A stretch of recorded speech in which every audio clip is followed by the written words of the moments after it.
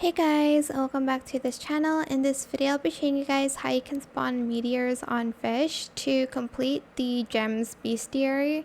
Bestiary? I still don't know how to pronounce that. You're just going to go here. Don't be in this area or else you'll die. I learned that the hard way.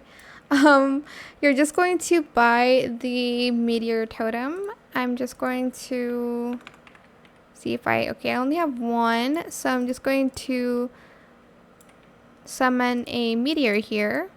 I'm just gonna wait for it to fall. Be careful, like I would just go far from it, and you're just going to wait for it to spawn. Now when it hits the, dear god, as you can see, it will spawn here. Some gems are rarer than the others. As you can see, I keep getting amethyst. I've been getting it like forever.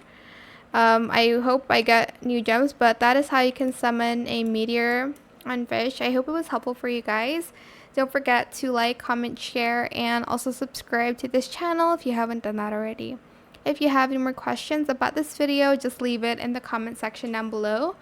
I will try my best to answer them all for you guys.